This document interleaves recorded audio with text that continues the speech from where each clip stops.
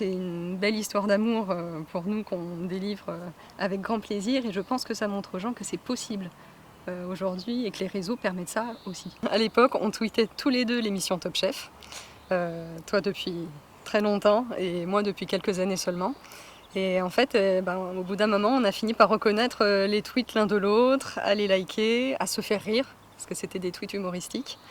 Et voilà, un like, un commentaire, et ensuite on a continué en message privé, et ensuite on n'a plus jamais arrêté de se parler. On passe en message privé, mais pas forcément dans une optique de drague ou quoi que ce soit. C'était pour continuer à discuter.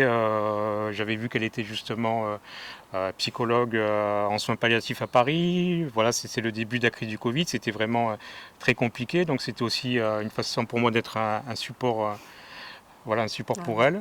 Et de fil en aiguille, on a commencé à se connaître et se reconnaître l'un et l'autre. C'était il y a 3 ans, juste avant le premier confinement. Vraiment, on se faisait rire tous les jours. Et ça, je crois que ça y a joué pour beaucoup. La rencontre s'est passée sur Avignon, juste au moment du premier déconfinement, où Caroline a pris les billets de train un petit peu... Oui. Un peu à l'aventure parce qu'en fait on n'était pas encore déconfinés quand j'avais pris l'aller-retour et j'espérais qu'on le serait en fait, qu'on serait déconfinés à ce moment-là et ça s'est passé peut-être la veille ou l'avant-veille, le déconfinement. Donc j'ai pris le train et je t'ai retrouvé à Avignon. Ouais. Oui, non, c'était vraiment digne d'un film, une comédie romantique de Noël, mais version estivale. Moi, l'attendant sur le quai de la gare, la cherchant parmi les nombreux voyageurs descendants, parce que finalement il y avait énormément de monde.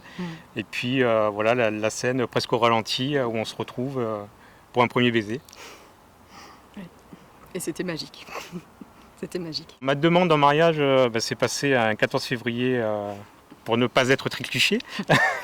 Et donc on était au restaurant tous les deux et c'est vrai que je m'étais arrangé avec le restaurant au préalable pour avoir la possibilité de danser, de l'inviter pour une danse.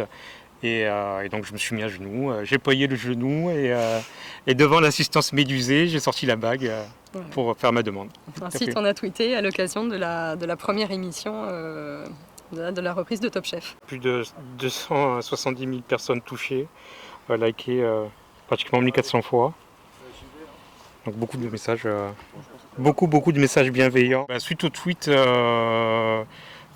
qui a fait un petit peu le buzz, du coup c'est vrai que M6 nous a contactés par message privé pour nous dire qu'ils étaient en contact direct avec Stéphane Rothenberg et qu'ils nous invitaient justement à venir sur Paris au bistrot Top Chef pour être accueillis par Stéphane Rothenberg et pour célébrer ce futur mariage. Pour nous, symboliquement, ça voulait dire beaucoup de choses. C'est vrai qu'on s'est rencontrés grâce à cette émission.